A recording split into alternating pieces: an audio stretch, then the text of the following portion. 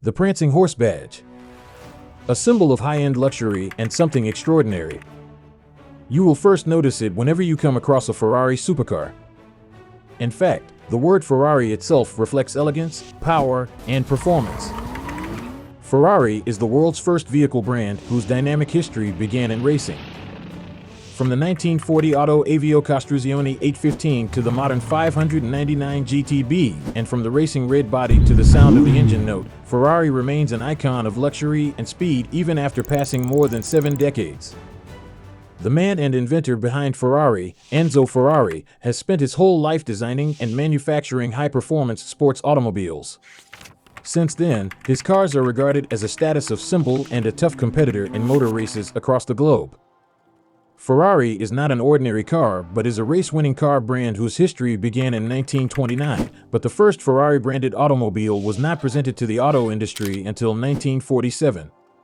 Ferrari has been making cars for more than 70 years and is still one of the most well-known car brands in the world. Enzo Ferrari was born in Modena, Italy on February 18, 1898. He was the second son of Adalgisa and Alfredo, who ran a small metal business that forged axles for the Italian railroads. At the age of 10, he witnessed Felice Nazzaro's win at the 1908 Circuito di Bologna, an event that inspired him to become a racing driver. But the road to achieving that dream was paved with heartbreak and hard work. Both Enzo's father and his older brother, Dino, died in 1916 as a result of the Italian flu outbreak. That tragedy led to the collapse of his family business. Enzo served in World War I by shoeing mules in the Italian army. In 1918, Ferrari became ill with the same flu that took his father and brother's lives. Because of healthy issues, he was subsequently discharged from the army. Enzo Anselmo Ferrari could not have known how much his cars would change the way people drive, leading to some of the most beautiful and technically advanced cars the world has ever seen. Although Enzo Ferrari dreamed of singing in the opera when he was younger. Despite this, he worked as a journalist for a sports magazine. In 1917, Enzo joined the army. Because he knew how to work with metal, he was put to work as a blacksmith shoeing mules, but his service was cut short because he was critically ill. Ferrari sought to find work with Fiat in Turin after regaining his health, but was unsuccessful. At the end of 1918, he obtained work as a test driver for a tiny business in Turin. Soon after a while, Enzo traveled to Milan to work for Costruzioni Meccaniche Nazionali, initially as a test driver and then as a racing driver. His first race was the 1919 Parma-Poggio di Bercito Hill Climb, in which he drove a 2.3-liter, 4-cylinder CMN 1520 to a 4th-place finish in the 3-liter class. On November 23rd of the same year, he competed in the Targa Florio but was delayed for about 40 minutes due to a leak in his car's fuel tank.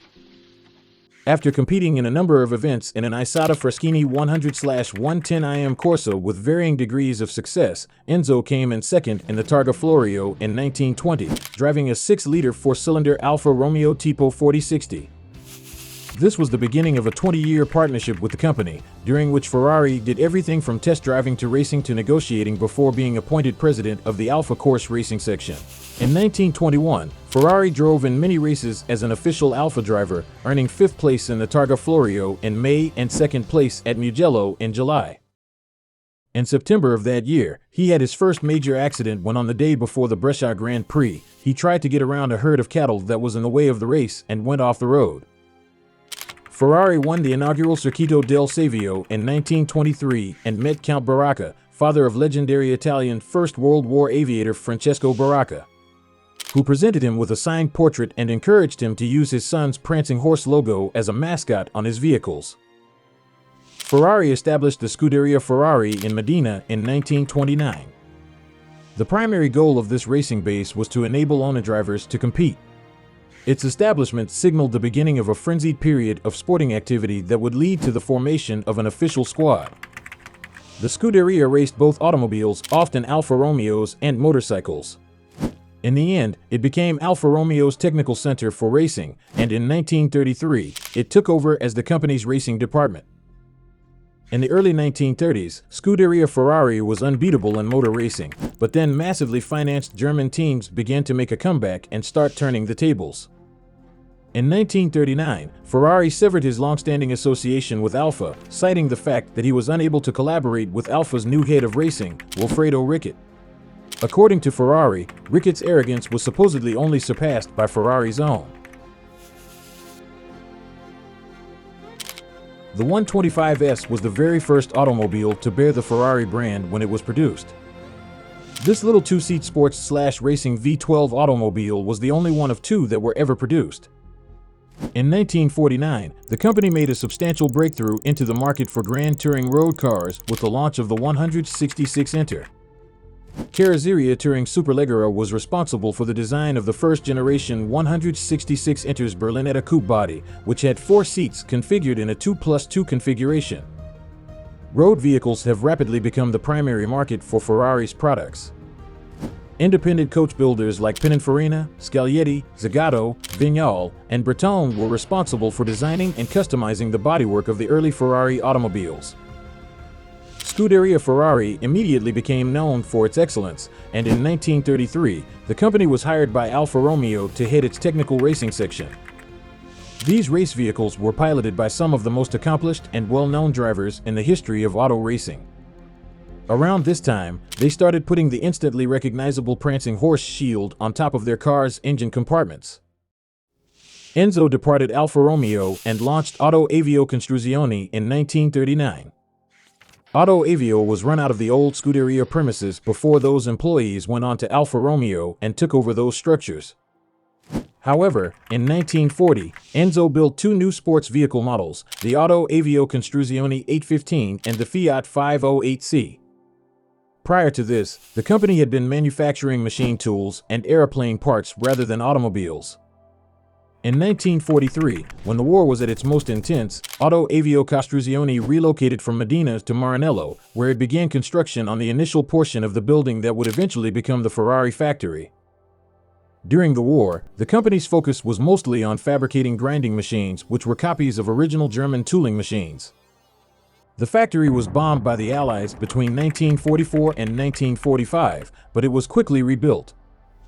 In the latter half of 1945, Ferrari embarked on the process of creating the very first Ferrari. It is his lofty goal to equip it with a V12 engine when it is finished. The flexibility of the V12 engine was a major factor in Ferrari's decision to go with that configuration. The engine could be used well on sports prototypes, single-seaters, and even grand tourers. The 125 Sport was the very first car with the Ferrari emblem to be driven on public roads and compete on a racing track open to professionals. The 125 Sport was powered by a V12 engine with a capacity of 1.5 liters. On March 12th, Ferrari takes the new car, the 125S, on its very first test drive on an open road. After claiming victory in the Mille Miglia for the first time in 1948, the Le Mans 24-hour race for the first time in 1949, and the Formula One World Championship Grand Prix for the first time in 1951, Ferrari was able to claim the title of world champion for the first time in 1952 thanks to Alberto Ascari, who went on to accomplish the same thing the following year. In appreciation of his contributions to the industrial sector and to elevating Italy's standing in the world community, Ferrari was appointed a Cavaliere del Lavoro in the year 1952. In 1957, the Ferrari firm went through a rebranding process and became known as Auto Costruzioni Ferrari. In the 1960s, Ford Motor Company started manufacturing several highly respectable sports cars, such as the GT and the Shelby Cobra, which were viewed as a challenge to the preeminent Ferraris. In the middle of the 1960s, Ford made many attempts to acquire Ferrari, but was ultimately unsuccessful. When the Ford GT40 Mark IIs competed in the 24 Hours of Le Mans in 1966, they finished first, second, and third overall, which had a significant impact on the dominance of Ferrari at the time. In 1969, Fiat S.p.A. purchased a 50% ownership part in Ferrari in order to give a significant boost in the amount of money that was available for research and development as well as production. When Porsche first appeared on the scene, it instantly challenged Ferrari's position as the preeminent European sports car manufacturer on the racing circuit. In the decades between 1969 and 1988, Ferrari was a dominant force in European auto racing, racking up a number of victories and titles across the continent and establishing a strong reputation in the 1970s on the Formula One circuit. 1988 was the year that Enzo Ferrari passed away at the age of 90, and the F40 was the final new model that he had commissioned before his passing. Fiat was able to grow its position in the company to 90% when it bought Enzo's shares of the business. Ferrari continued to expand into new markets, and the prancing horse is now sold in more than 60 countries. Over the past 7 decades, Ferrari has established itself as one of the world's leading sports car manufacturers and is still leading the racing legacy in an outstanding way.